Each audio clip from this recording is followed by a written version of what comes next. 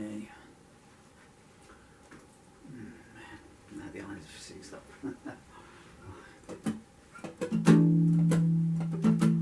So, hey, my name is Paul Murphy, and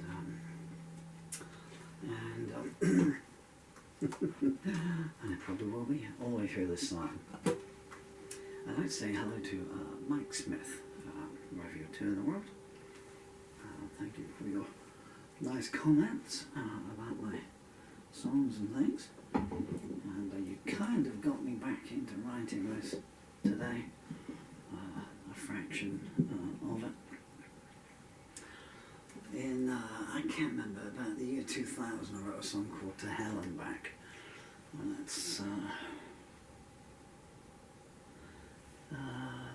it's the lead track of the To Hell and Back album. I've been trying to find the lyrics to it for a little while now, but they're gone. I will probably have them if I've got the master disc or the CD booklet anyway. I'm not going to be able to read that now. Anyway, and it's a shame I'd like to have done it. So, but I remember the music. These only have 4 chords because it was a piece that only needed them. I'm going to have to talk a little bit long. Can you hear the aircraft?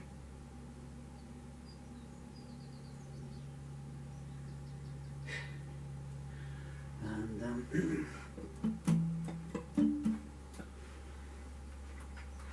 so I've written 4 pages worth of lyrics, 8 verses.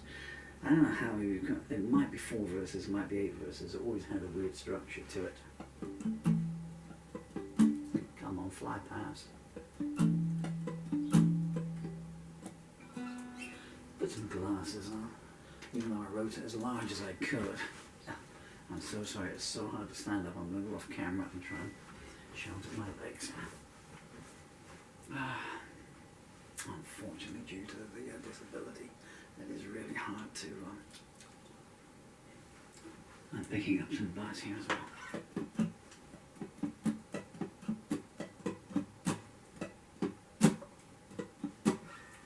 Let's go for it. So this is it's called To Hell and Back Again, which I didn't know what to call it. You know, I was going to call it Return to the Inferno or Inferno Revisited and stuff. I didn't want to call it To Hell and Back Part 2 or To Hell and Back Continued. And really? Okay. Yes. Hassle with all the furniture here. So I thought To Hell and Back Again, because it's To Hell and Back Again. Okay, more of the song. To Hell and Back Again. There's always subtleties. 1, 2, 3, 4.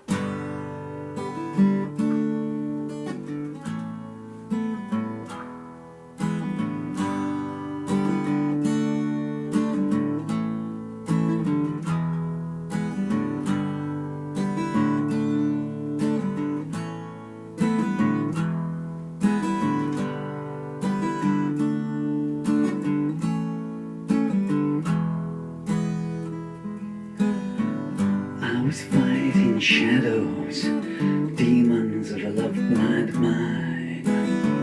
I've lived 1,000 nightmares and 1,000 more in the wings. You danced before Antipas, and I knew what your reward would be. Put your ear to the cellar door and hark as polished blade sings.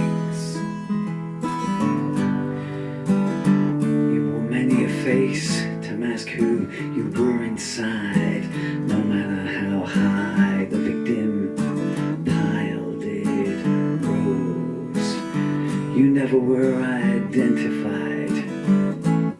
Ah, God damn it! I'm so sorry. I'm blind as a bat. I cannot see nothing. And you can probably see me doing this. It's because my legs are collapsing underneath me. I'm too weak now to wear leg braces. Oh, damn disease. What the hell? No eyes, no arms, no legs.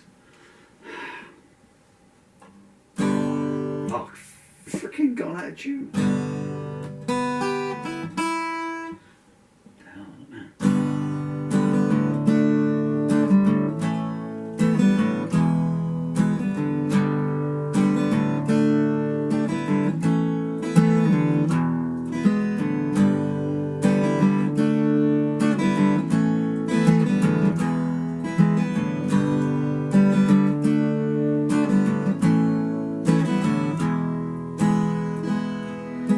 I was fighting shadows, demons of a love-blind mind. I've lived 1,000 nightmares and 1,000 more in the wings. You danced before Antipas, and I knew what your reward would be. Put your ear to the cellar door and hark as the polished blade sings. You wore many a face to mask who you were inside. No matter how high the victim pile rose, you were never identified. You paint hate as benevolence and malevolence as love. You took me to hell and back, mortar disguised as a dove.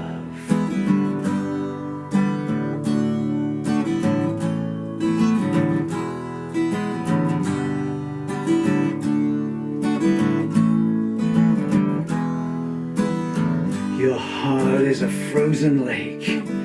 Your fall through as they near it. Like all before me, I faced its touch and was too weak to resist.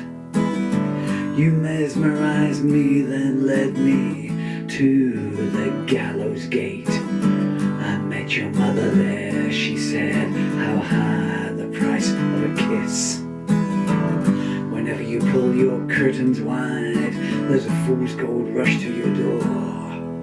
Men sell their wives as slaves to buy you finery and lace. You overplayed your bloodied hand, and I found shelter in the eye of the storm. You took me to hell and back. Now I can't even recall your face.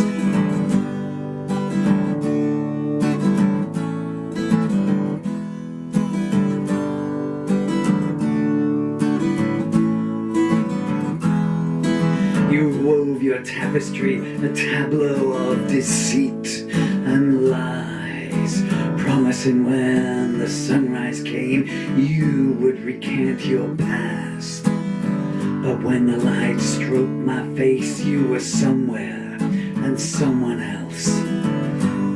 Yes, you took me to hell and back. Now your one who's a stranger to themselves. Oh, you prophesied a flood and drew your suitors in 2 by 2. I threw my invite away and took my chances that the wounds would hold. One day you'll stand in the ruins you created, once desire abated. I have been to hell and back, and I saw your future foretold.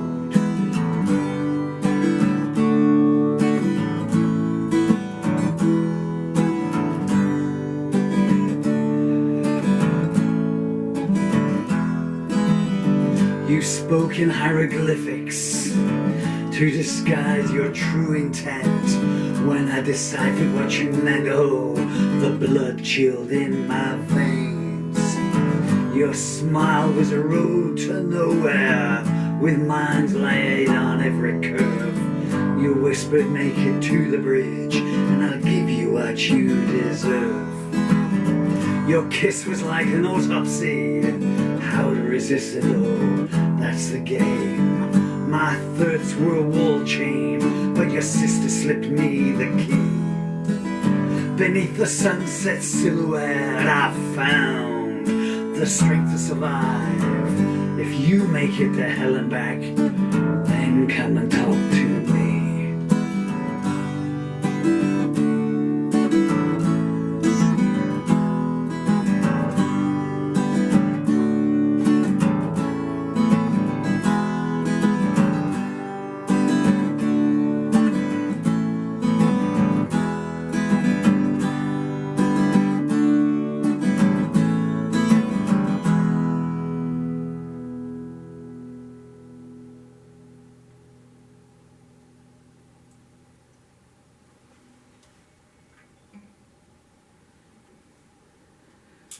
I'm so sorry, my dear friends. I would love to have done that better, but there is no better anymore. I won't bore you with the details of my disease, functional neurological motor neuron disease, but I have no muscle left, so a little bits left. And so I keep getting thrown out, the arm seize up, the legs give way, and you just lose, track of what you're doing here. And you cannot imagine the weather we're having today here. I'm just talking to distract myself from the pain at the moment, so please switch off if you've got something else to do. So we've had storms, we've had hail, and then the clouds, and it's bright sunshine, and the heat comes streaming through. So I've got even though it's spring here, I've got the heater on in here, because it was freezing when I started playing. Well, then it's just like baking in here now because the sun's coming. I'm going to try a second take. I can remember actually the recording session of this. I didn't play it live because I think it lasts 18 minutes long. I'd need to dig the album out. I'd love to hear it actually. I can remember the opening lines of it.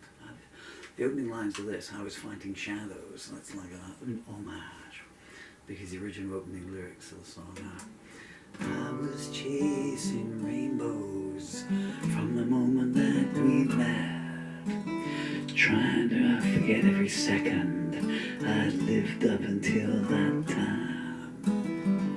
You told me who you were, but I tried to forget. You're always at the bottom of a mountain of love it's impossible to climb. But the second two lines I just made up there on the spot there, the first two lines of the original opening lines. And I remember the original recording, which was actually only over a 4-track. I never transferred it to 8-track. If you're happy with it, you've got no need to if it sounds okay, And whenever I got stuck into a recording session, I always remember my first album and a guy called Mike Pence. There was a limited edition. The first album came out as 100 copies, the first CD. He took in 1997 now. And maybe more, maybe next year album, which is just down there in front of me actually, or the rough mix of it. And so I had 100. You had all of them in hundreds, so I recorded it here, or upstairs. And then you sent it away to get it, sent the master disc away to get it pressed up and 100 sent back. And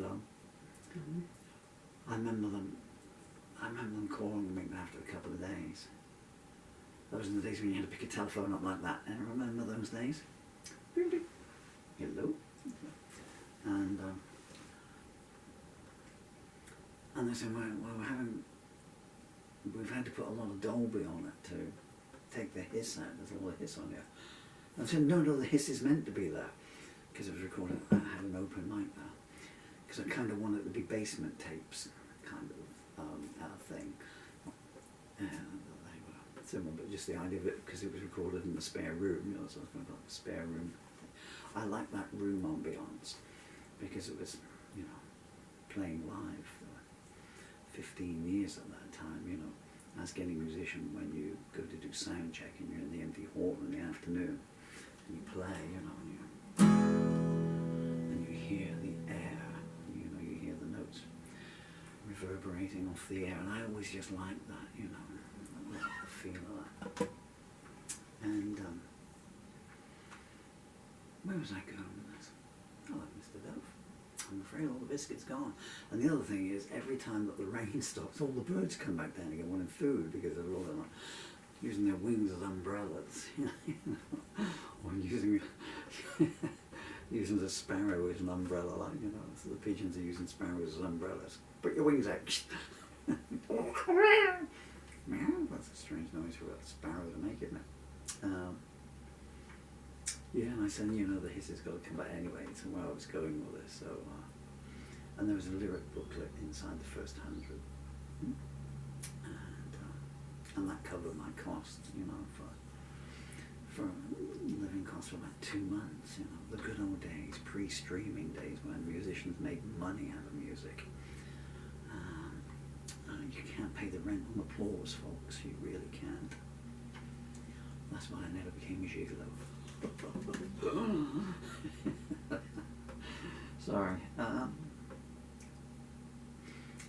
And there was a guy called Mike Pence. Mike Pence was the American vice president they were going to hang.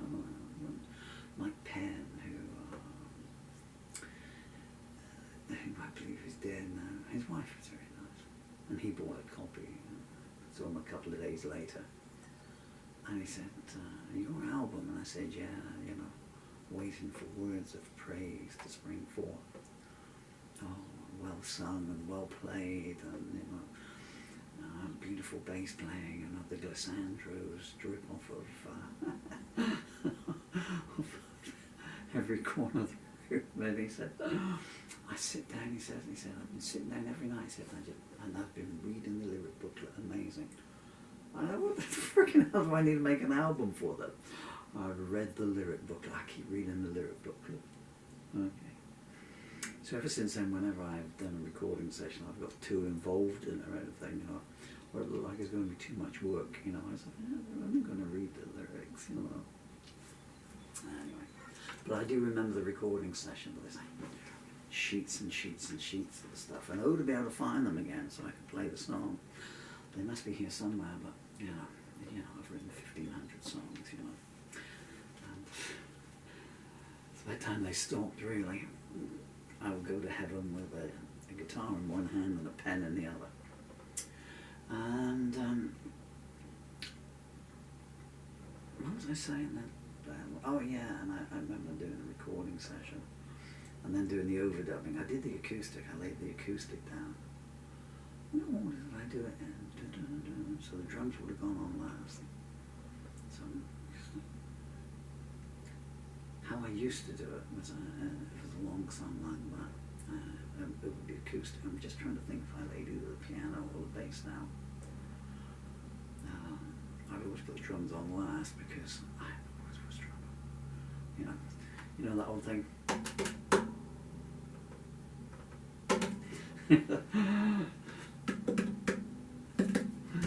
I was trying to do it arrhythmically.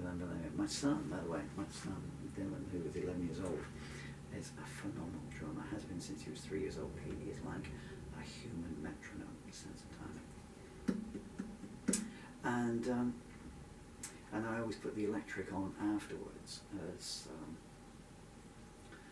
there's an accentuation on it. There's an electric version actually of the Hell and Back where I really busted loose on the chords. I'm not an electric version of this one. Okay, I feel the painkillers have kicked in. It doesn't help with the muscle. I'm going to try take two. I need to change the batteries on the other camera now.